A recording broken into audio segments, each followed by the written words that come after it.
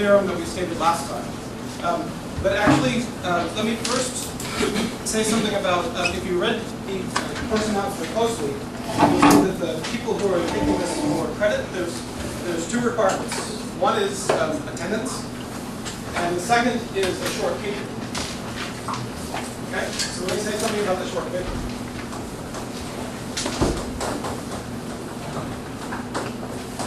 The short paper, here's what I want you to do. It's a very straightforward assignment. Say something about each family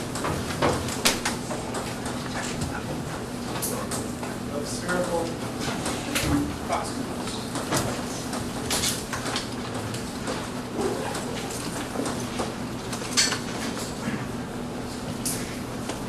That's about it. Say something about each family of spherical Coxeters. So the regular polytopes that we're going to classify today is from the list we had before. Their isometry groups will be spherical Coxeter groups. There'll be a couple more. And then what I want you to do is I just want you to write a short paper where you have sections for each of the types and just say something. And the things that you might also want to do is record helpful information.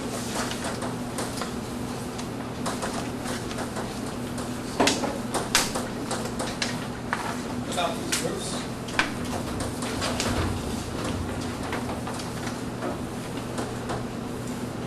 Such as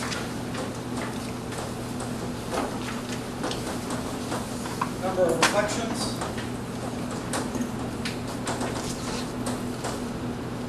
size of the group,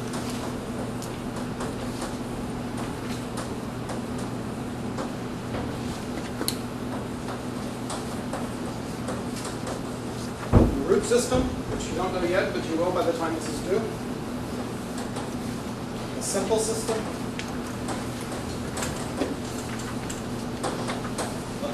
These are not requirements, these are just suggestions as some interesting information. And the third thing is I want you to include a sentence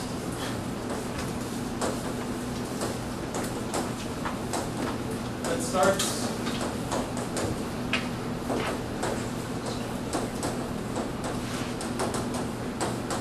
favorite fact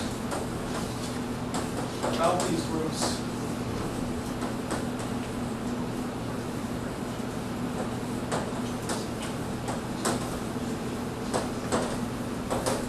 is, and I want you to say what your favorite fact is. Okay? Comments?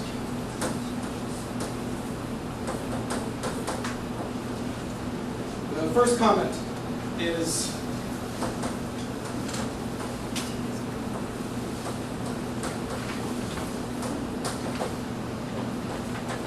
we're encouraged to use other sources, outside sources.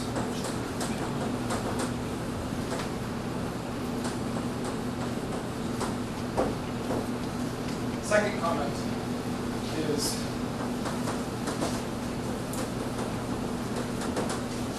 this exercise is primarily for your benefit.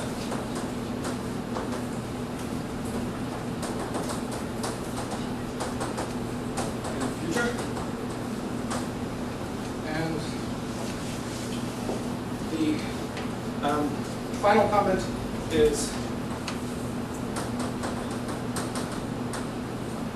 send it to me by next Friday.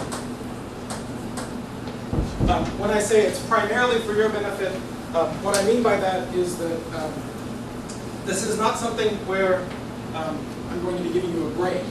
This is not something where I actually care a whole lot about what you write. What I'm interested in is I think it's very useful to try and record a bunch of information in some sort of nice organized fashion. And the reason why I want you to send it to me is that over the long weekend, I can then see how much you're understanding, what you're understanding, and I'll use it to slightly alter how I give the lecture for the last 3 days. Okay? But it's not something where you should be very stressed. This This is encouraging you to record information in a way that will be useful for you in the future. Does that make sense? Okay. Any questions about this?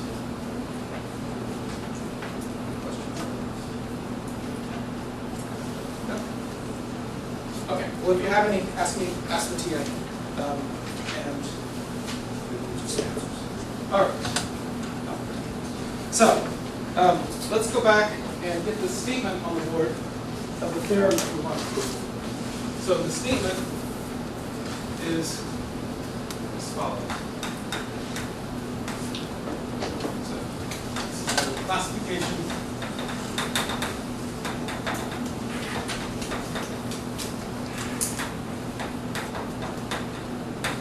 for the polytopes.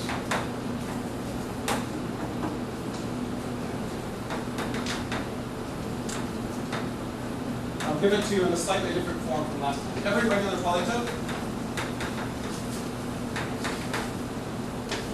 is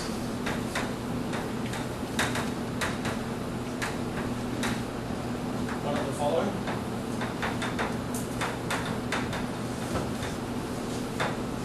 An interval.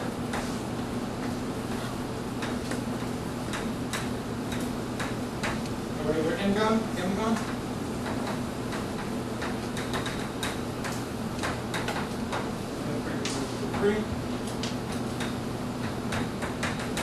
One of the 5 platonic solids.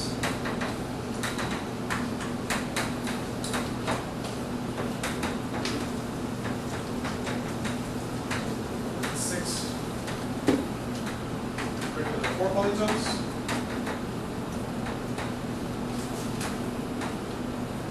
Or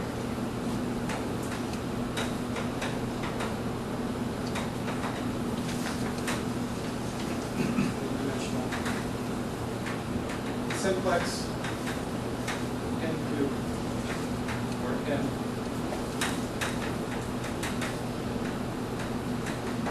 polytopes.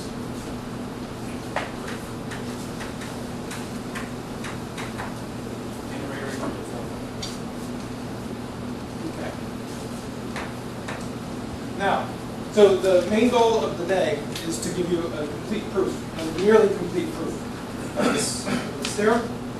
There are a few things that I'm going to skip over, but hopefully you'll think that they're pretty reasonable things to skip over.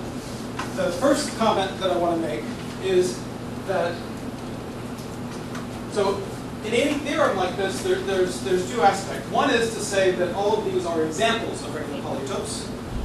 And because it's just a nice compact list of examples, it's actually not that hard to go through and show that all of these are examples of regular polytopes. That's sort of an explicit calculation for each of the different examples. And so the fact that these are examples is something that I'm not going to show. The hard part is to show that there are no additional examples, right?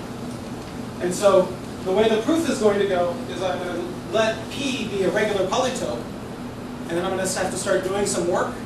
And at the end of the day, I need to show that P really was one of these examples. Right? Okay.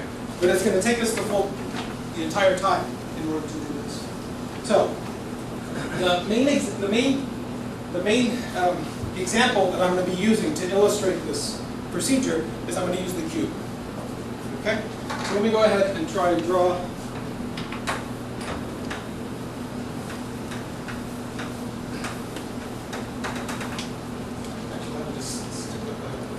Visible. And if you'll remember from last time, we had a way of subdividing the cube.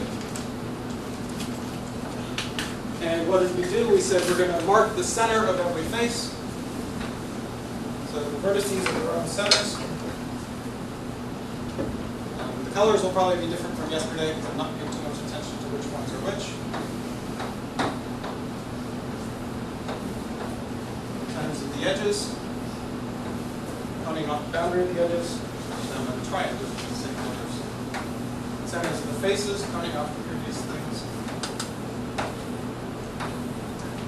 And then deep in the middle of the cube. is a blue dot that's connected to everything. Yep. Okay. And if you'll recall, at the end of the hour, I said this kind of quickly, but the definition of regular.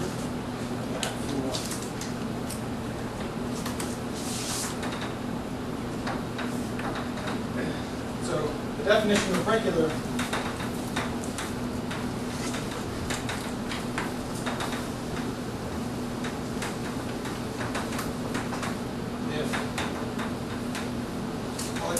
regular if the isometries of P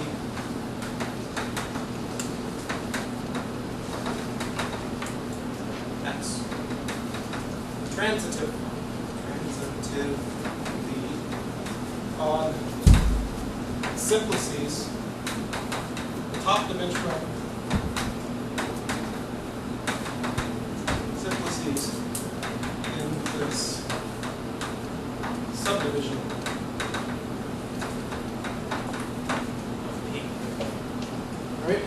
And in our example, this is a cube subdivided into 48 tetrahedron. And so what this actually means is that the symmetries of the cube, the isometries of the cube, should take any one of them, for every pair of tetrahedra. If I say I'm interested in this tetrahedron from these three vertices coming back to the center, and this tetrahedron, these three vertices coming back to the center, there should be a symmetry of the cube that moves this one to that one. And in this case, there's actually, it's easy to see that there is one. You just rotate the cube. Right? Okay. There should be a symmetry of the cube that moves that tetrahedron over to this tetrahedron. And again, it's easy to see that there is one. You just reflect through the middle of the cube. Okay? It's regular if and only if the subdivision into simplices that has the isometric group acts transitively on this group of simplices. Okay? Now, the first observation is that this subdivision is actually quite nice, because what we have is that the size of the isometry group is actually equal to the number of simplices. And so in this case, the isometries of the cube, there are 48 isometries of the cube. And the reason why that's the case is that if you look at if you look at one particular simplex, let's go ahead and focus on this one. Okay, this triangle comes back to the center. If you look at from the center out to the yellow vertex, the vector from the center to the green vertex, and the center to the red vertex, those three vectors form a basis for R3.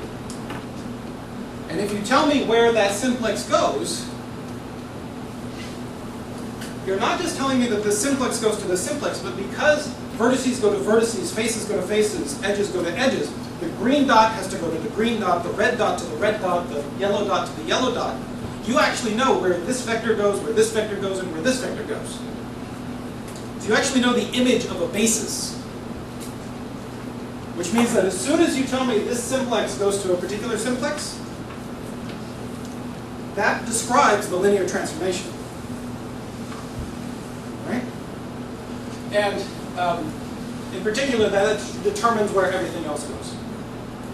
And so the image of this simplex actually tells you which isometry you're considering.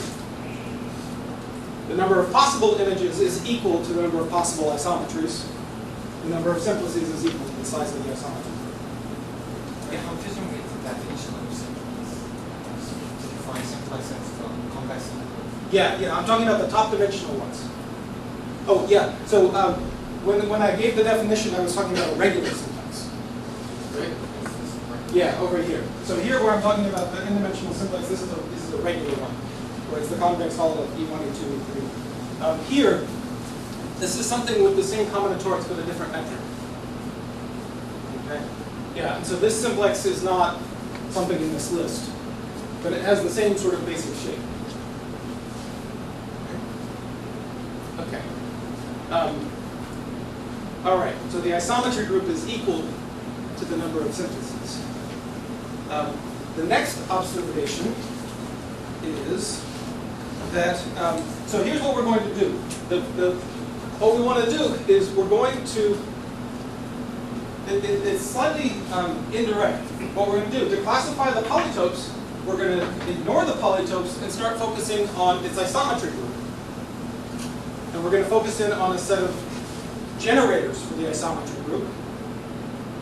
And in this case, the generators, we can pick a very nice set of isometries. So, let me start this way. So with the cube, because the cube is regular, there needs to be an isometry that takes this tetrahedron to that tetrahedron. Right? What can that isometry do? It's going to set, so we have a blue vertex, a yellow vertex, red, and green, and it needs to go to the blue vertex, yellow vertex, red, and green. And the blue has to go to the blue, the red has to go to the red, the yellow has to go to the yellow, and the blue and the green goes to the green. But they share the blue, yellow, and red. So blue is fixed, yellow is fixed, red is fixed. And because those three are fixed, it actually fixes the entire plane. And the green dot goes to the green dot, it's by a reflection. It's sort of obvious reflection. Right? Okay. What we're going to do is we're going to take the vertex, so we're going to select one simplex out of this subdivision, and I've got it marked. And now we're going to systematically focus on not all of the vertices, but all but one of the vertices. And so I want to define three reflections. I'm going to define a green reflection that is going to move the green dot. Okay? So there's going to be a green reflection. I'll give it a subscript in a second. There's a green reflection that moves the green dot and keeps the other colors fixed. There's going to be a yellow reflection. And actually, let me do this in 3 dimensions. So we're focusing on this simplex, right? These three, this dot, this dot, this dot, and this dot, right? And so if I say I want to move the green dot, well, I'm going to keep this one, and this one fixed. I got to fix this hyperplane, and so I'm reflecting. If I want to move the yellow dot, I'm going to move the yellow dot. That means I'm keeping the green, red, and blue. That means I'm keeping this hyperplane fixed, and I'm reflecting this way. And so the yellow dot ends up going up here. Okay, and so that's going to be. So the yellow reflection is going to move the green dot up to there. Okay? And then the third reflection is going to move the red dot. And so in our model, we've got the red dot's moving, the green dot stays fixed, the yellow dot stays fixed, and the blue dot stays fixed. So that means that this hyperplane is fixed. And so the red dot moves to that. Yeah?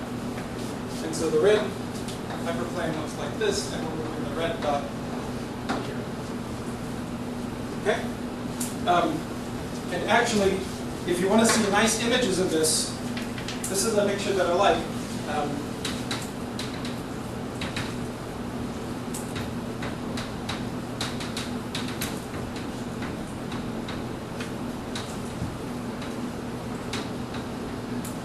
It's the images that I have on my webpage.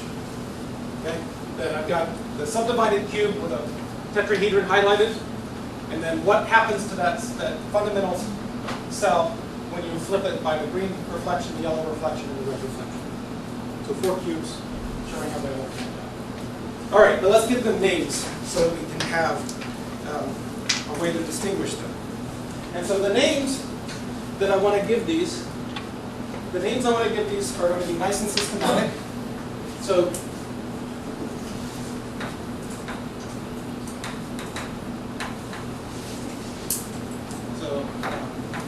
the polytope is key. Fundamental, let me introduce a new language. Fundamental chamber is C. The thing that, so this blue simplex, so So it's top dimensional simplex. It's a choice of a particular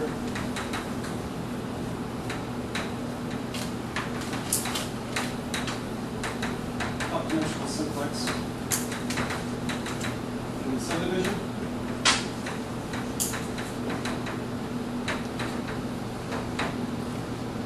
And chamber here is actually, I should say that the theory of Coxeter groups, the general theory of Coxeter groups was introduced by Jacques Tietz in 1961.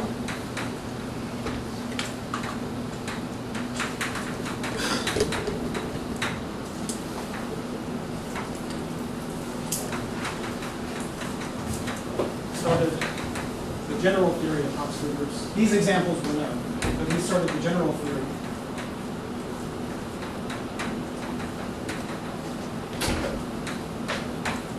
And he also introduced another type of mathematical object called buildings. And when he was studying buildings, he used the metaphor of an apartment building. And so he started out with some things called rooms. And then when you have a collection of rooms that fit together nicely, you call them an apartment. When you have a collection of apartments, you have a building. Okay? But he was French. And so room is chambre. Okay? And so this is the fundamental room. Ba. Right? Fundamental room. That's chambre. Okay. So,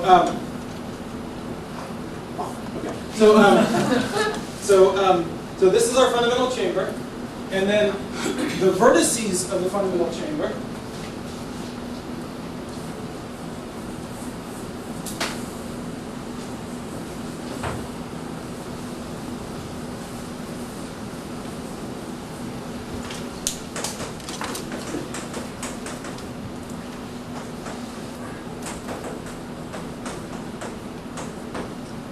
so the points of the fundamental chamber, so the green dot, blue dot, red dot, yellow dot, we're going to call those pi. And the I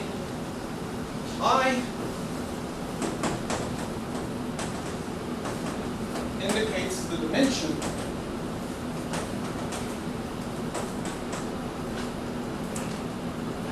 it's the dimension of the cell that pi is the center of.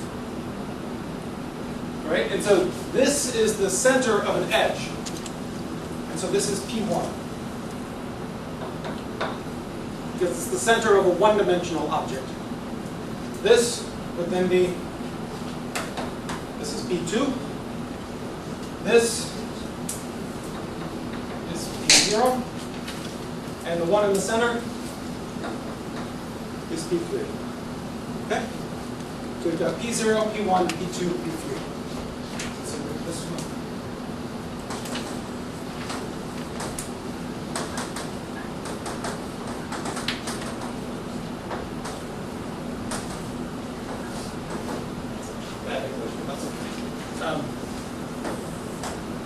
So I equals 0, 1, up to n, where n is the dimension. Okay? All right, so then we have the reflections. The reflections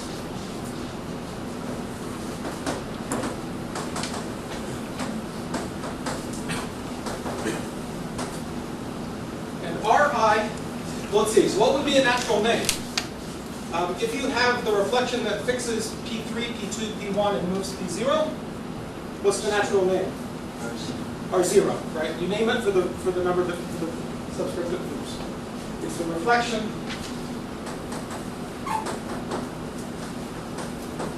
that moves Pi. And then finally, Hi is the hyperplane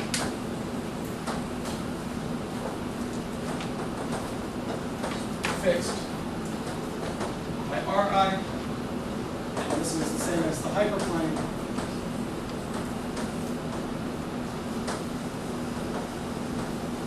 determined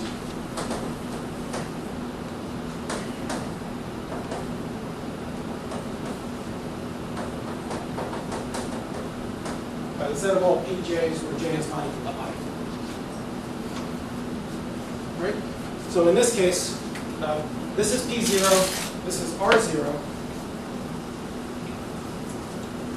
This one here is R1, this one here, this one is R2. Sorry. And this one down here is R1. Okay. All right, and then the H's, H1, H0 is the stuff fixed by R0, so it's going to be, this is going to be H0. Right? And then H1 is going to be like this, and H2 is going to be like this. So H1 and H2 are always the same? Yeah. In this case, they will be, yeah. And so, yeah, so you've got one that goes like this, one that goes like this, and one that goes like this. Okay? All right. Next.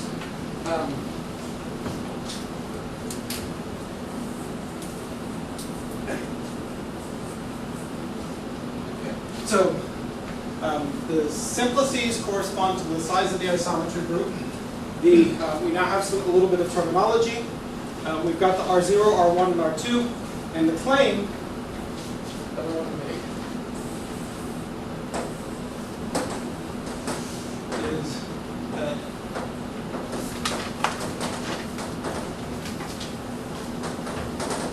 oh, I should mention, is there an R3?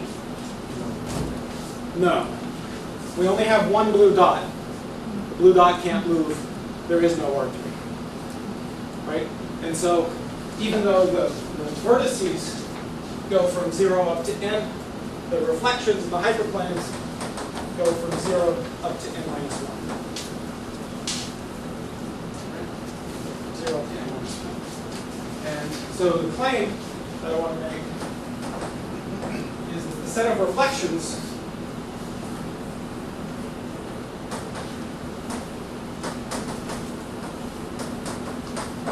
generates the full isometry group.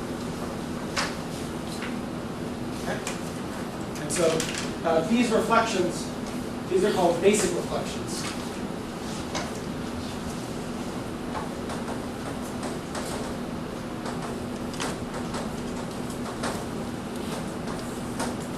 If you think about the cube example, there are many, many other reflections than the three that we wrote down.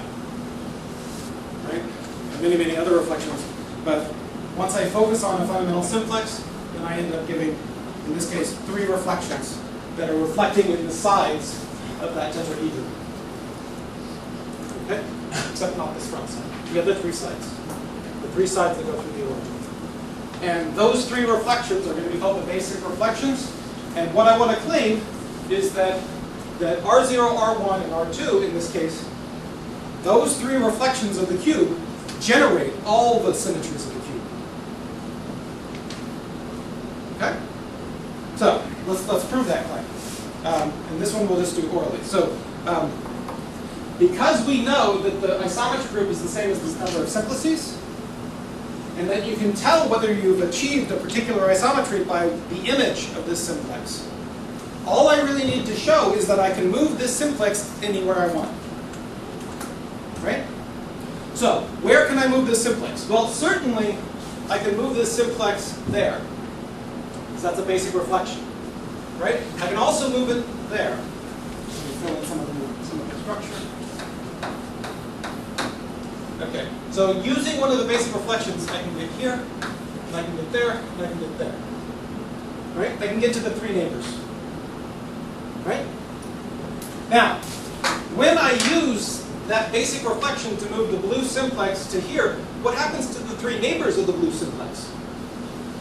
They go to the neighbors of this simplex. Right? And so, if I first hit the blue simplex with one of the 3, and then I moved that reflection, I would end up at one of the neighbors. So by precomposing with one of the basic reflections followed by this, I can get to its neighbors. Similarly, I can get to the neighbors of this one. Similarly, I can get to the neighbors of that one. Repeating that argument, I can get to the neighbors of this one. And so from using the basic reflections, I can get to the neighbors of the one where I started. Using pre-composing by another basic reflection, I can get to the neighbors of those. Pre-composing by another reflection, I can get to the neighbors of those. And I can get anywhere. Right? So, basically, what one way to say this is to see that you can get anywhere is you start with a point in the interior of this, and you just draw a path that travels generically, that avoids all the lower dimensional skeleton, and then you follow the flips. There's a way of saying this in high dimensions that uses something called transversality. But it's sort of intuitively clear once you see that you get to the neighbors and the neighbors and the neighbors and the neighbors. Okay? All right, so these generate. Next observation. If I actually knew the shape of the fundamental simplex, just the shape, if I knew the shape of the fundamental simplex, I can recover the entire thing. Because I just take that basic shape, and I start reflecting in the sides. And I'll start sweeping around, and it'll recover the entire thing. So the structure of the entire polytope is encoded in the structure of the simplex.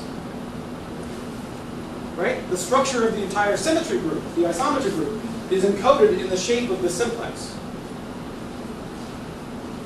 Well, how am I going to record the shape of that simplex? Well, one way to record the shape of that simplex, and I don't actually need this top face, I really just need those three sides. Right? Those three sides sort of cut out a triangular cone, and that triangular cone sort of gives me the whole pattern. So, how am I going to encode this triangular cone? One way to do this is to, say, describe the hyperplanes. Right? H0, H1, H2. How should I describe H0? Well, one way to describe a hyperplane, a plane one dimension lower, is to describe an orthogonal vector. Because from the orthogonal vector, I can recover the hyperplane. I'm going to coordinatize R3 by assuming that's the origin. Right? So rather than writing down H0, I'm going to write down a vector perpendicular to H0. Okay? So I'm going to choose a vector perpendicular to H0. There's sort of different choices. I could choose something like this, or I could choose something like that. And to give it the most information, what I want to do is I want to choose it so that the side it's pointing towards is the side that contains the fundamental chamber. Okay? So I've got H0, and I'm going to point that way. Okay? And then for H1 was this one, and I'm going to point that way. Okay? And then for H2 is like this, and I'm going to point that way. Okay? Because the chamber is below H2. All right? So instead of the entire cube, I'm going to focus it on one chamber, because that contains all the interesting information. Instead of the entire chamber, I'm going to write down three vectors. Okay? How can we know which points are P? You don't, but actually what you do know is you know that P0, yeah, if you actually want to recover the entire cube, then what you do is you go ahead and pick a point P0. And where is P0? It lives on the intersection of H1 and H2. Right? That this P0 is some point on the intersection of all the H's except for H0. And so I just pick some point on there, and now I move it around by the symmetry group. That'll give me all the other vertices. And convex Hall recovers everything. And if I pick something that's not quite as far out, I'll get a smaller cube rather than a bigger cube. But it's the same basic shape. Okay, so all right, so rather than the entire cube, we're going to focus in on the fundamental chamber. Rather than the fundamental chamber, we're going to focus on its hyperplanes.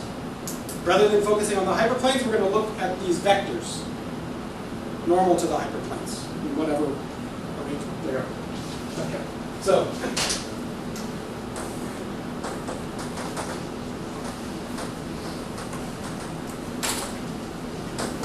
VI is a vector perpendicular to HI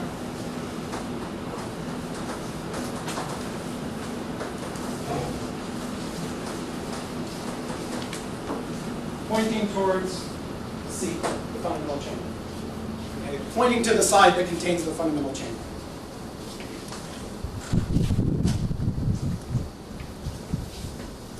All right. So, it probably doesn't seem like we've made any progress so far, but we've at least changed it from a polytope down to a simpler polytope, down to a collection of hyperplanes, down to a set of vectors. What we're going to do next is we're going to replace the vectors. Let's see. So let me actually say one more thing about the set of vectors. The set of vectors, they're not just a random set of vectors. The angles between the vectors have to be very specific angles. Okay? The angles between the vectors have to be very specific angles, because if you look at two of the hyperplanes, like let's say the H0 and H1. If you look at those two hyperplanes, that angle between the two hyperplanes in this case is pi over 4. Right? And as you start reflecting through this hyperplane and reflecting through this hyperplane, this goes to here, goes to here, goes to here, goes to here, goes to here, goes to here, goes to here. It has to come back around. Right? And as you start flipping it around, you get a green dot, red dot, green dot, red dot, green dot, red dot, green dot, red dot, green dot. There has to be an even number of dots, because the colors have to come back. And so what happens is that the number of tetrahedra around here has to be 2m for some m. Which means that the angle between the hyperplanes has to be pi over m for some m. Okay? So the angles, which means that if you have two planes with angle pi over m, this normal vector and that normal vector, you have to do a little bit of calculation, but this is perpendicular to that, this is perpendicular to that. So if this is angle pi over m, these are going to be angle pi minus pi over m. Okay? And so what you get is you get an arrangement of vectors. The vectors vi, the angles between the vi's are always pi minus pi over m for some particular m. Okay? This is a big constraint. And so we're trying to arrange, and so when we're trying to construct a high-dimensional regular polytope, we're trying to come up with an arrangement of vectors so that all of the angles are pi minus pi over m for some m. So like this one might be pi minus pi over 3, this one might be pi minus pi over 5, this one might be pi minus pi over 6, but all of them need to be of that form. In order for it to describe the normal vectors to a set of hyperplanes that carve out a simplex that end up giving you the fundamental chamber of a regular polytope. Okay? All right. So, next. Okay. Next. Let me go ahead and I want to leave the classification up. I know I can use that, but it's slow. So let's go ahead and do this. So the next thing that I want to do, so we've replaced polytope with a simplex chamber with reflections / hyperplanes.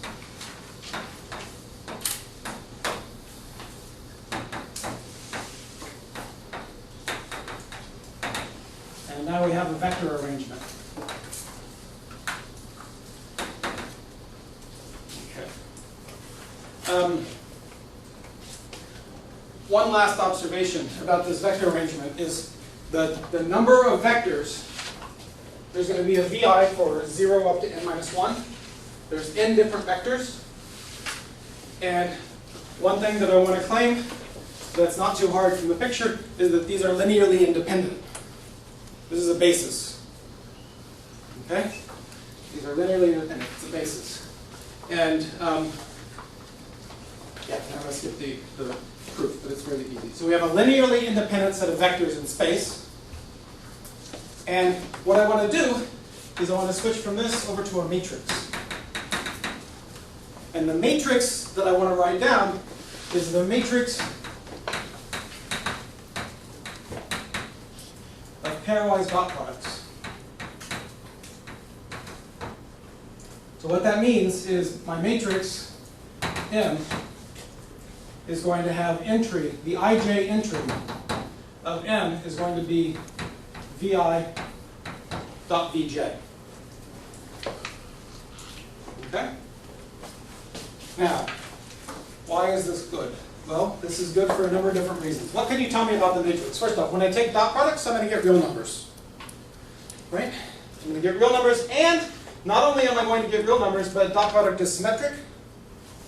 And so I'm going to get a real symmetric matrix. Okay? In fact, I'm going to get something more than a real symmetric matrix. When you take an arrangement of linearly independent vectors and you write down the pairwise dot products, you get a positive definite real symmetric matrix. All of its eigenvalues are strictly positive. Okay?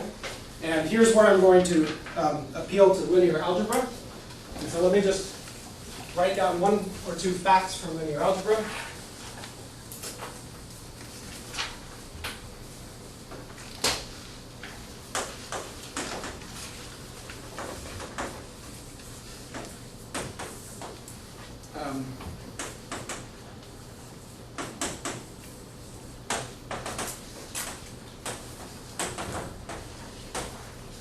There is a natural bijection. Oh, let me not say it in the full sentence. Let me just write it out this way. Linearly independent vector arrangements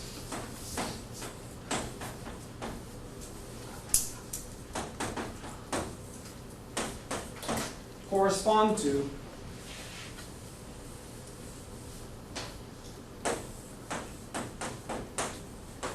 positive definite real symmetric matrices.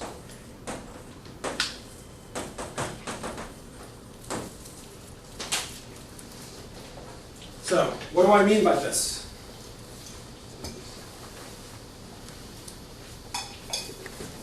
What I mean by this is that if you start with a linearly independent arrangement of vectors, and you write down the pairwise dot products, you get a real symmetric matrix that happens to be positive definite.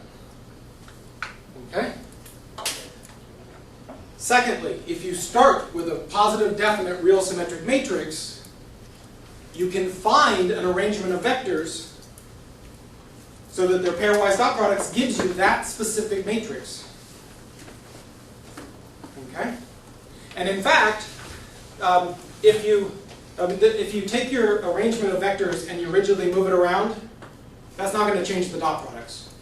And so so as I've written it, it's not exact. But if you quotient this by isometry, by rigid motion,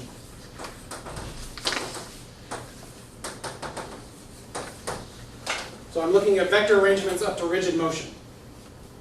Linearly independent vector arrangements up to rigid motion is naturally in bijection with positive definite real symmetric matrices. Okay? All right, one-to-one correspondence. Going forward is actually straightforward. It's the backward direction that I need. And so what we're going to end up doing is we're going to show that we've got all of the regular polytopes, what we're going to do is we're going to start looking at the restrictions on positive definite matrices. Second fact.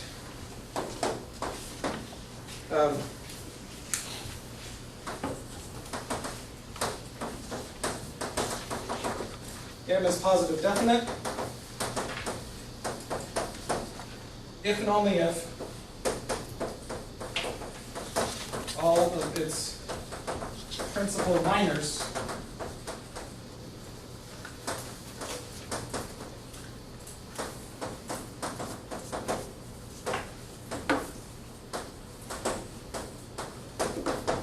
have positive determinant. And I'll say what a principal minor is in just a second.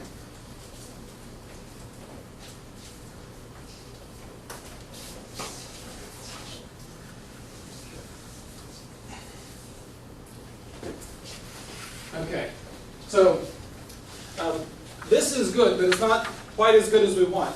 Because if you wanted to actually check whether or not a particular matrix was positive definite, using the definition, you'd have to actually calculate eigenvalues. And calculating eigenvalues is hard. Right? Calculating eigenvalues is hard. Particularly with the entries that we're going to have. Even if you make all of these vectors unit vectors, what would we say the angles were? The angles were pi minus pi over m. What happens when you take the dot product of unit vectors with angle alpha? You get cosine alpha. And so the entries of the matrix, so if the VI are unit vectors,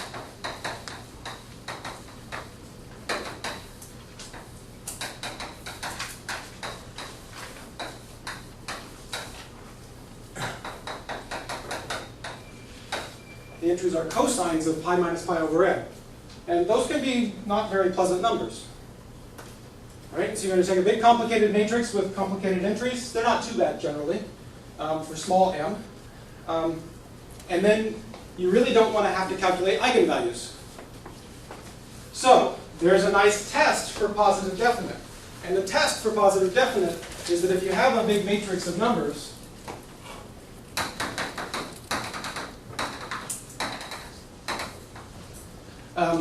well, first off, if it is positive definite, what does that mean? By definition, positive definite means all eigenvalues are positive. Right?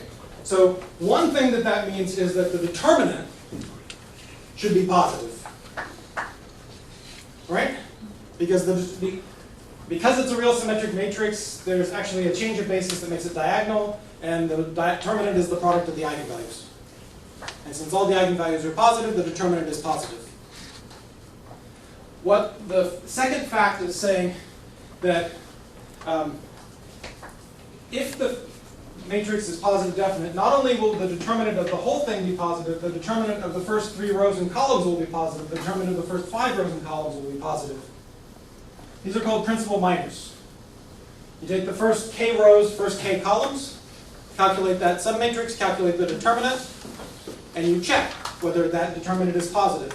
And the if and only if statement there says that if all of these principal minors, including the top one, have positive determinant, then it's a positive definite matrix. Okay? This is much easier. Calculating determinants is much easier than calculating eigenvalues. Yeah? It still sounds complicated, but it's actually better. Right? Okay. Because all you have to do is multiply and add. You don't ever have to solve polynomials. Okay, so that's an improvement. This also gives us very helpful information because suppose I said, this is going to be the flavor of the proof. Suppose I claim here are 5 vectors that I'm thinking of in R5. And I'll tell you what the angles are. I'll tell you all the pairwise dot products. And then but I'm not going to tell you the vectors. I just say I can find 5 vectors with the following angles. Well, since I told you the angles, you can write down what the m would be.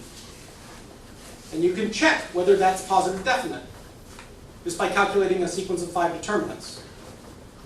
If any of those 5 determinants come out to be 0 or negative, then you know I'm lying. There are no such 5 vectors. Okay? Not only that, what is this principal minor?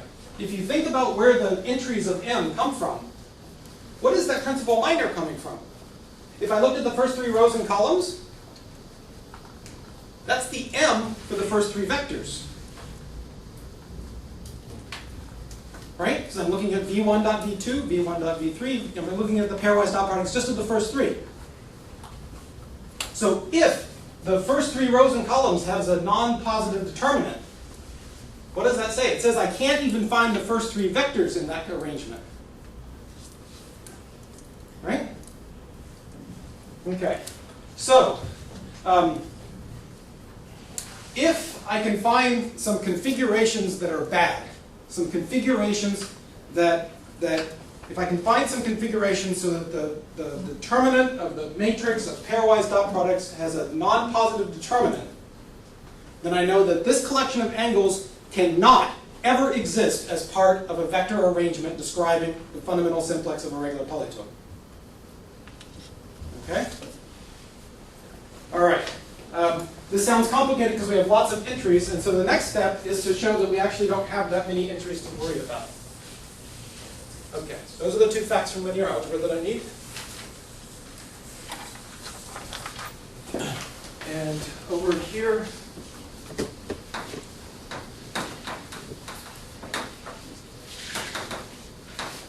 we only need to compute determinants.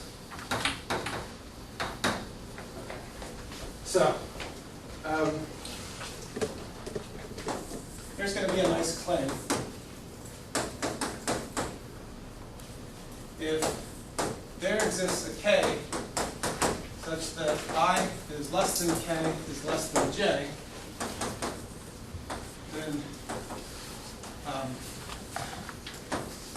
vi is perpendicular to vj, and ri, which implies that ri and rj. Actually, let me just ignore this last part. Vi and Vj are perpendicular. Okay? This is going to help out a lot.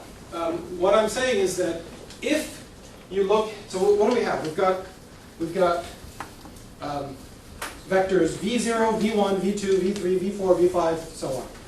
I'm saying that if you look at v1 and v3, v2 is between v1 and v3.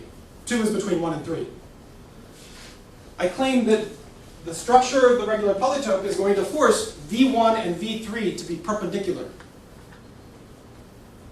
It's not some random angle. v1 and v3, the angle is pi minus pi over 2. Always. And here's the proof. If I could do it here, let's start with v0 and v2. So where's v0? v0 is the thing perpendicular to h0. And one way to find such a v0 is to take p0 and look where it goes. Right? That's the direction it moves. That direction is v0. Right? And the thing that I want you to notice is that it's going from one point inside this one-dimensional cell to another point inside this one-dimensional cell, which means that the vector connecting these two is in the one-dimensional cell. Right? Now, what about the vector v2? v2, or r2, moves this point to that point. And so that vector is like this. What's h2 look like? h2 looks like this hyperplane. h2 actually fixes p1, p0 all the way down. So it actually fixes that entire one-dimensional cell. And because that entire one-dimensional cell is fixed, that entire one-dimensional cell is in h2. And that means that v2 is perpendicular to h2. v2 is perpendicular to every vector inside the one-dimensional cell. Okay? And so the general statement over here is you've got pi being moved to some new point, but that vector lies in the k-dimensional cell. pj gets moved, but everything less than j, pj minus 1, pj minus 2, all the way down is all fixed. It fixes the entire k cell, which means that the vector vj is perpendicular. The hyperplane contains that k-dimensional cell, and so vj is perpendicular to that k-dimensional cell. Vi lives in the k-dimensional cell, therefore they're perpendicular. Okay? So, this is going to help a lot. Why? Because what does that do to our matrix of pairwise dot products? What happens when we take dot products of orthogonal vectors? They're 0, right? And so what does that say here? Our random matrix actually looks like sort of lots and lots of zeros, right? The numbers on the diagonal tell us the lengths of the vectors that we're considering. And we have these numbers one off the diagonal from v0.v1, v1.v2, v2.v3, and so on. Right? But everything other than that are zeros. This should also make it clear that it's going to be much, much easier to calculate determinants. Right? Because now we've got many, many fewer entries to worry about. I don't have time. Okay. 18 minutes. Okay, so we're going to do one last thing. Now that we've got it down to a tridiagonal matrix.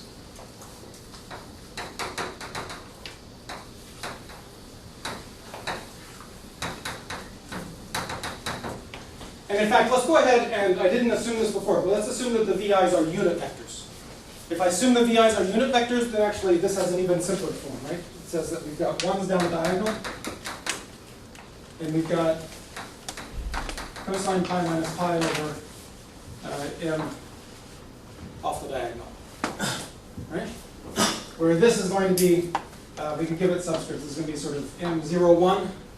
There's some integer representing the angle between V0 and V1. Right? And then there's going to be some integer representing the angle between V1 and V2, some integer representing the angle between V2 and V3. And so rather than writing down the tridiagonal matrix,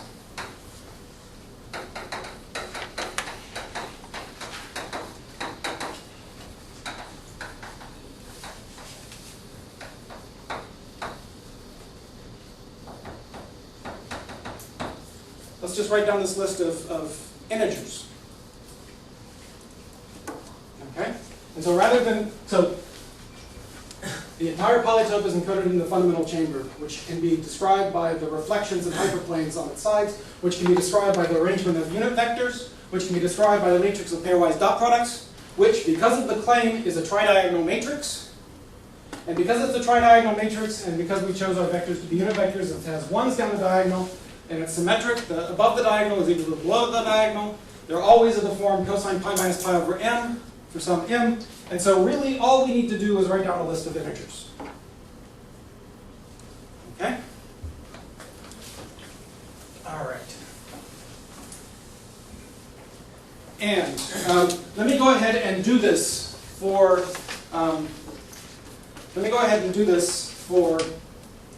the examples. Because these are regular polytopes, you can carry out this entire procedure and come up with a list of integers for each one. The integer here is just going to be a single number m. This one is too small to actually have a number.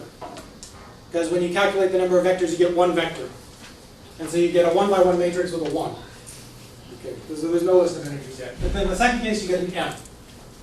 Okay, because the angle is going to be pi minus pi over m, coming from the fact that you have a pi over m. Okay, for this, let me list them in order. 3, 3. The cube is 4, 3. The octahedron is 3, 4. The 5, 3, and 3, 5. Okay. 3, 3, 4, 3, 3, 4, 5, 3, 3, 5. Okay? So, what I'm now claiming is that if I told you I was thinking of a three-dimensional regular polytope, and I told you 4, 3, then from that information you can write down a 3 by 3 matrix, which is positive definite. From that 3 by 3 matrix with positive definite entries, 1's, and then cosine pi minus pi over 3, pi minus pi over 4. From that set of numbers, you can come up with 3 vectors. From those 3 vectors, you can get 3 hyperplanes. From those 3 hyperplanes, you chop off a triangular cone, And by reflecting, you recover the whole shape. Okay? And so this really does encode this. Okay? And actually, what do you notice about the dual polytopes? What do you notice about the dual polytopes? Maybe it's not quite clear yet. Let's go ahead and go to the next dimension. For the regular polytopes in 4 dimensions, the numbers are going to be 333, 433, 334, 343, 533, and 335. Okay. Now, this is the simplex, or the tetrahedron, sorry, in 4 dimensions. This is the 4-dimensional simplex. This is the 4-dimensional cube. This is the 4-dimensional orthoplex. This is the 24 cell. This is the 120 cell. This is the 600 cell. One thing that you should notice about this list is that if I look at the first 2 numbers, I see something from the previous list. Because the first 2 numbers are describing the angles between V0, V1, and V2. And if I look at what those do, they're going to move around and give me the entire lower dimensional faces. And the lower dimensional faces of a regular polytope should be regular polytopes. And in fact, this you can look at the first part of the list and tell me what they are. And so when you look at this one, this says that the 2-dimensional faces are triangles. The 3-dimensional faces are octahedral. Okay? And then this is the 24 cell. What about here? The 1-dimensional face, or sorry, the 2-dimensional faces are pentagons. The 3-dimensional faces are the dodecahedron. Okay? And then with this one, triangles, tetrahedra, and they glued together somehow. Okay? Which ones are dual to each other?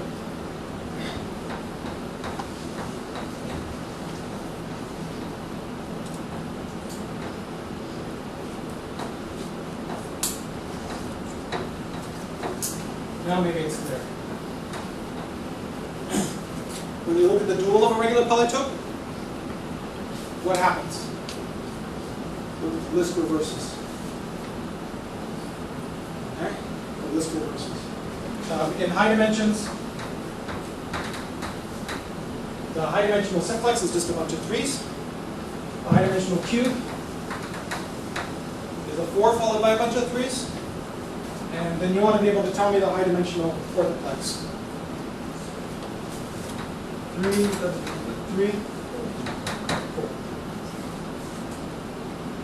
Okay? All right. All right. Go ahead. Picture. Almost done.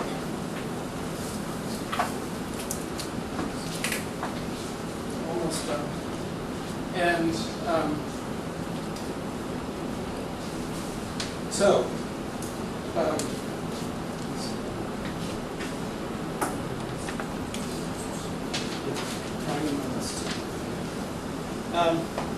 so let's do one last change. So these, by the way, these are called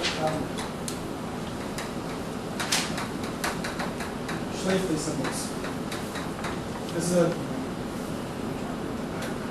SCHL and umlaut FLI.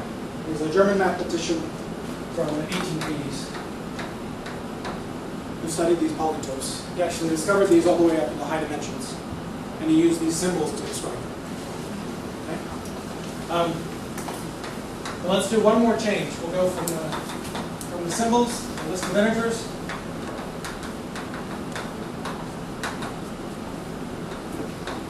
One last change to diagrams. And so what I'm going to do now is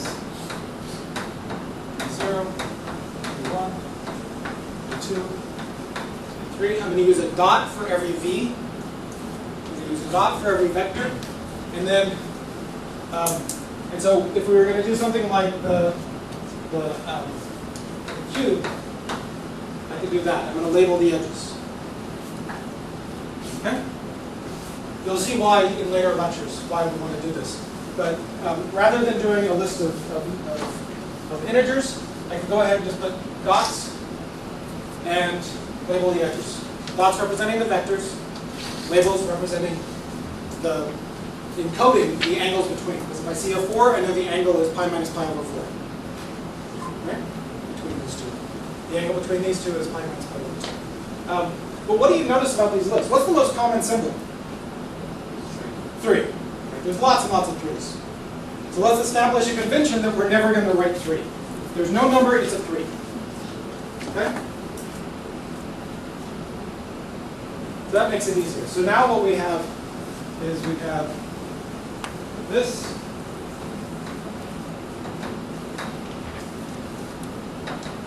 and so on. Right? Makes it a little bit easier. In fact, we can do other things, but let's go ahead and stick with this for now.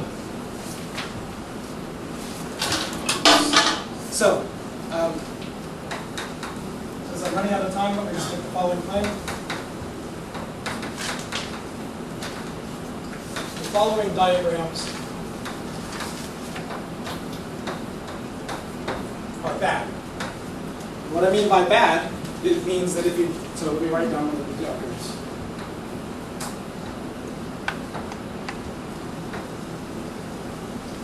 That diagram is bad. What do I mean by bad? If you take this diagram, what is that as a list of integers? 6, 3, right? And so I can, from that list of integers, 6, 3, I can go back and I can write a matrix. A 3 by 3 matrix with 1s down the diagonal, cosine pi minus pi over 6, cosine pi minus pi over 3. When I say that it's bad, I mean that this 3 by 3 matrix has a non-positive determinant. Which means that there is no arrangement of 3 vectors in R3 with those angles.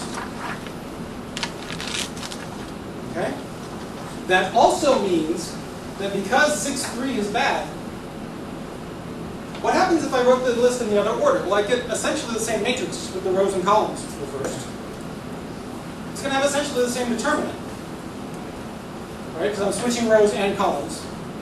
And so it's not changing the sign of the determinant. So the determinant doesn't change. And so that means that if the list is bad, its reverse is bad. I can't just permute them arbitrarily, but I can take the whole list and I can reverse it. And forward it's bad, backward it's bad. Okay? Once I know that 6, 3 is bad and I know that 3, 6 is bad, that means that no regular polytope can have a list of integers that anywhere inside of it has a 3 followed by a 6. Because that would describe an arrangement of 3 vectors as part of its arrangement that can't exist. Okay? And so once I know that 6, 3 is bad, that means that no list can ever contain 6, 3. Okay? And in fact, it's not too hard to show that 3 and any number bigger than 6 is bad. Okay? All right, so that's first example, and let me give it a name. Let me call this, the names are not going to make sense, I'm sorry, until later. G2 tilde. There's one that I want to call Cn tilde. That has a number bigger than or equal to 4, a bunch of 3's, and then a number bigger than or equal to 4. Okay? These are also bad. So if you have 4, 3, 3, 3, 3, 3, 3, 4, and you come up with the matrix and you write down the calculated determinant, it's not positive. And if you replace the 4 with a 5 or a 6 or a 7 or any number bigger than 4, you still get a non-positive determinant. No. Any number bigger than 4, any number bigger than 4. Okay? There's 3 more. There's only 5 that I want to write down. Let me just write them down as lists of numbers. For the sake of time. Okay. So, this diagram, this family of diagrams, this family of diagrams, and these three diagrams are all bad. Okay? All right. Now, we have 5 minutes. So now let's prove the theorem. All right?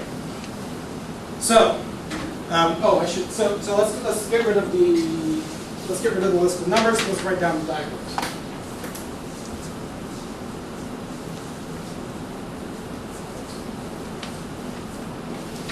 So this first one actually just looks like a single dot. This one looks like an edge with an M on it.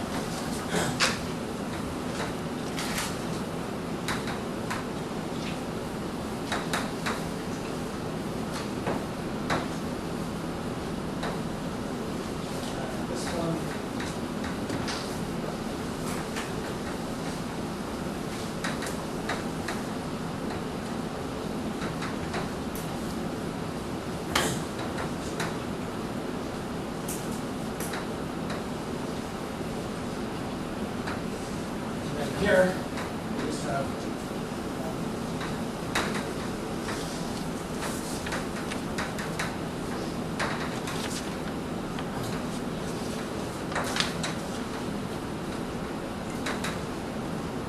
okay. Those are the diagrams that we know are good, right?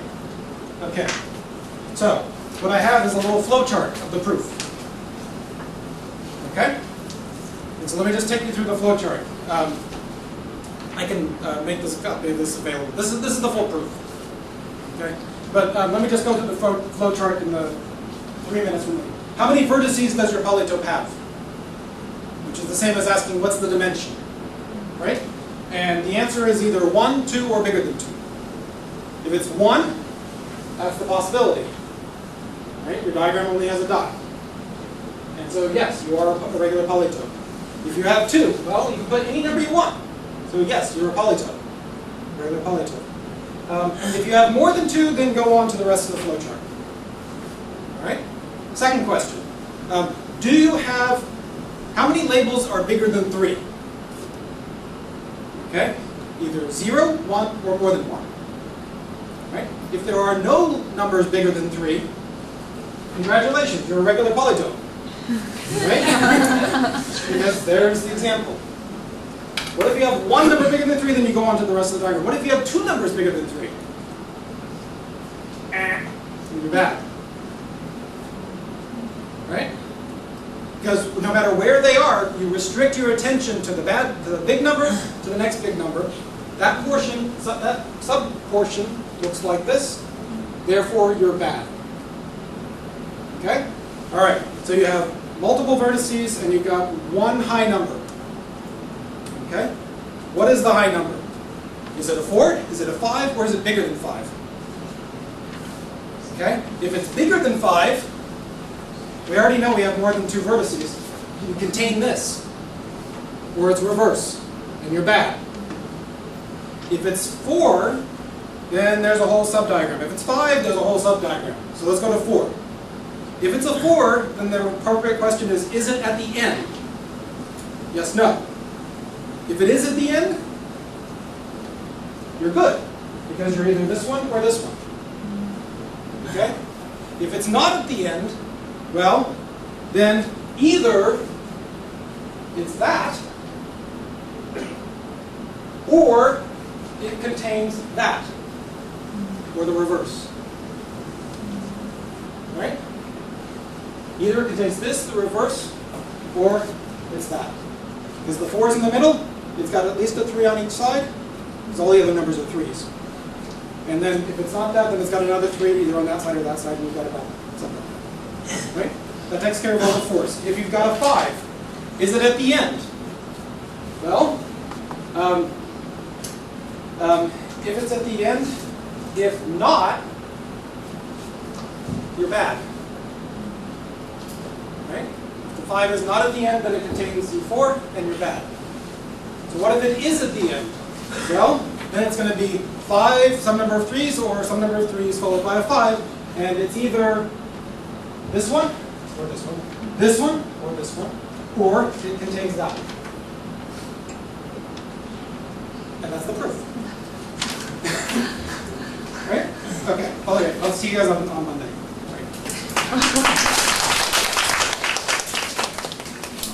Basically, this breaks down to the classification of past-definite real symmetry tridiagonal matrices. These are very specific elements are cosine times diagram. Yeah. The off-diagonal entries are cosine. Yeah. And then it's just a matter of realizing that these are bad and just call it the possibility. They are read by the prime principal minor computation. So the principal minor, and in fact, these are minimally bad. And so you don't have to look at subdiagrams. All the subdiagrams are good, but the full determinant is bad. Yeah. Any other questions? Yeah. Explain why every chamber is symmetric. Because you assume that each chamber is symmetric. Yeah. You can label any key. Yeah. So the only things we're classifying are the polytopes that are regular. And in order to be regular, we have to be able to move all the chambers around, which ends up meaning that all the chambers are the same. Okay? So we're only considering polytopes where the chambers are the same. Yeah? Good.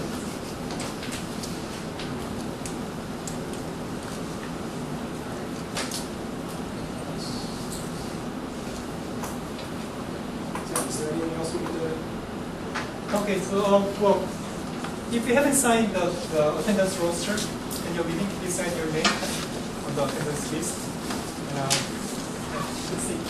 Have a nice weekend. All right. See you guys later.